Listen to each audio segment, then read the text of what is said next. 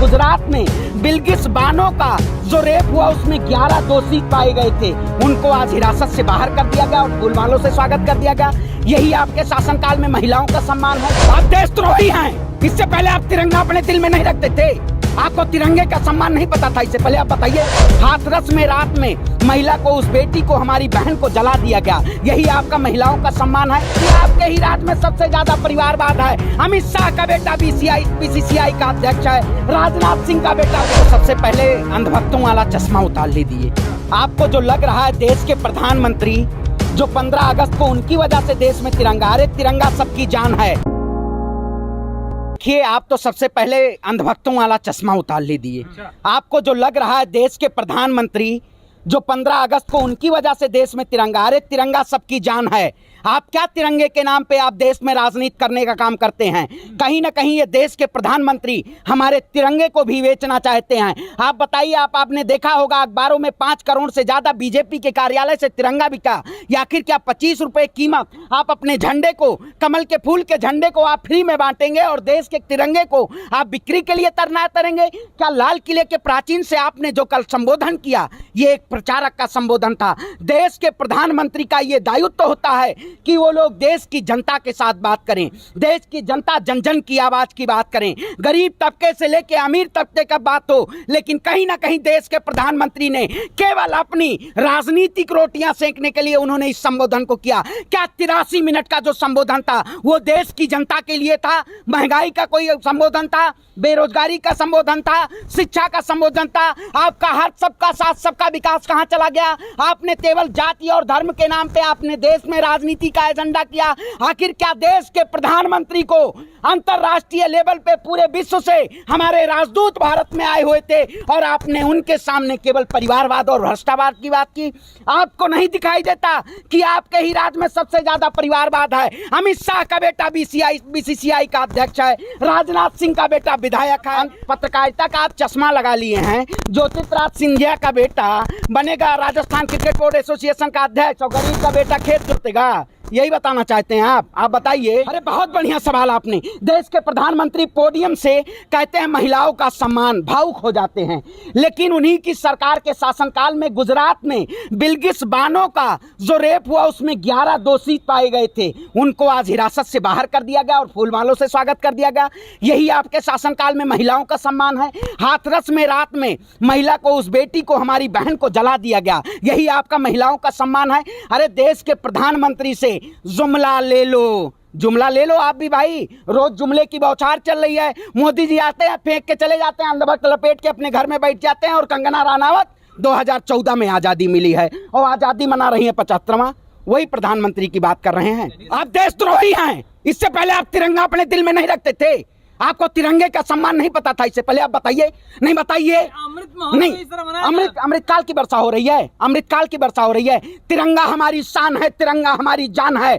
अगर इसको बीजेपी बेचेगी, जो लोग 250 साल की आजादी के संघर्ष में जो लोग शामिल नहीं थे, वो लोग जो अब जिनके अपने पूर्वज जो आजादी के उसमें शामिल नहीं थे, वो आजादी का क्या महत्व जाने? बायोलॉजिकल, मैं नहीं कह रहा हूं आइडियोलॉजिकल। आप गोलवलकर की बात करिए।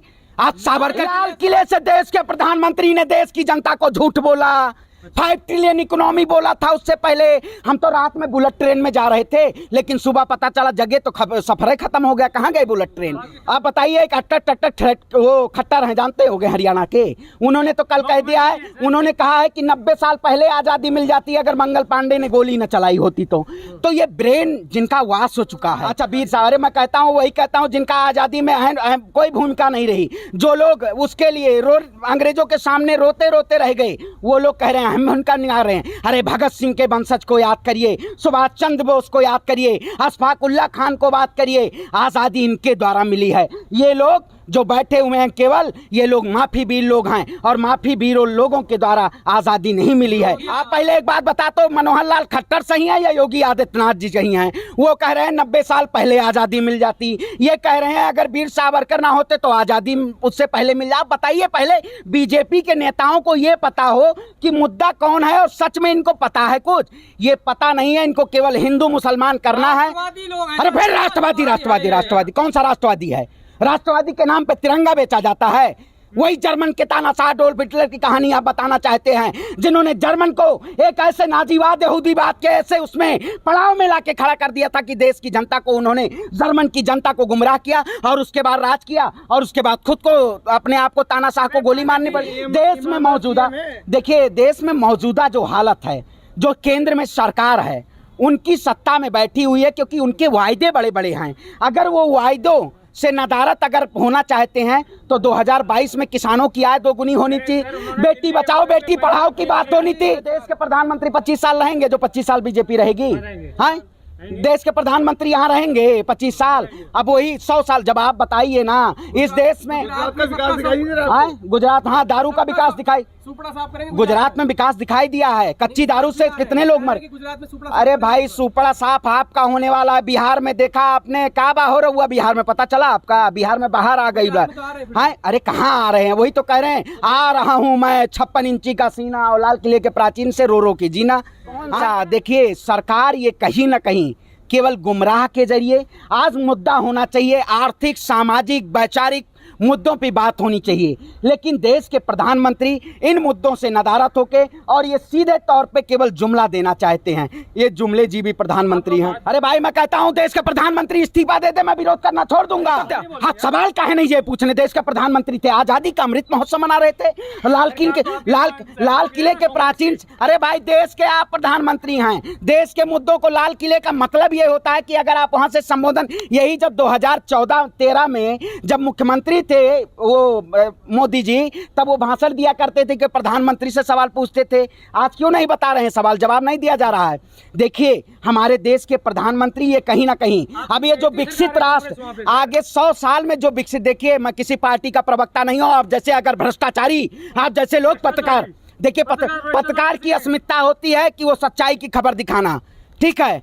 मैं एक स्वतंत्र, देखिए सच्चाई सत्य परेशान हो जाता, पराजित नहीं। हम हमेशा बोलते हैं, आपने देख लिया बिहार में जिस तरह से इन्होंने खरीद फरोख्त करके और ईवीएम के जरिए सरकार बनाई थी, सरकार वहां पे दोबारा दूसरी हुई, जो सच में जनता चाहती है वो सरकार बन चुकी है। आज ये समझने का विषय है, कहीं ना कहीं हमें समझना होगा कि जो बेसिक मुद्दा है देश का, उस मुद्दों पे बात होनी चाहिए। कहीं ना कहीं अगर विकसित राष्ट्र बनाना है तो बेहतर शिक्षा करना होगा। अरे भाई इस देश में जादू टोना टोटका, क्या यहाँ आप मतलब जो पढ़े लिखे लोगों को आप क्या काला जादू के जरिए गुमराह करना चाहते हैं? आपने गुमराह तो किया, आपने काला जादू के जरिए गंगा में डुबकी लगाई, तब आपको नहीं पता था, तब आप कौन सा काला जादू चल रहे हैं? डोनाल्ड ट्रंप से जाके काला शर्ट पहन के गले मिले, देश की टोपी काली है। अरे मैं कहता हूँ आरएसएस भी भारी है, अब देश उसको भगाना जारी है। आरएसएस भागे, काले जादू से बचने के लिए टोपी लगी। अरे भाई काला जादू, देश की जनता को इन्होंने अंधविश्वास में और पाखंडवाद में घुसाने का काम किया। इन्होंने देश की जनता से ताली बजवाई, थाली बजवाई, मोमबत्ती बजवाई हुई है, जैसे पत्रकार बजाते रहे झुनझुना, तो उस समय नहीं इनको दिखाई दिया। कोरोना खत्म, किसी भी भारतीय जनता पार्टी के प्रवक्ता को आप बुला लीजिए, चाहे गोबरा पत्ता की बात हो, किसी को बुला लीजिए, मैं डिबेट करने के लिए भारतीय जनता पार्टी के सबसे ज्यादा सभी संस्थानों को, जितने सरकारी संस्थान थे उनको बंद करने का काम किया, चाहे नीति आयोग की बात हो, चाहे योजना आयोग की बात हो, जहां से डेटा सर्कुलेट होता था।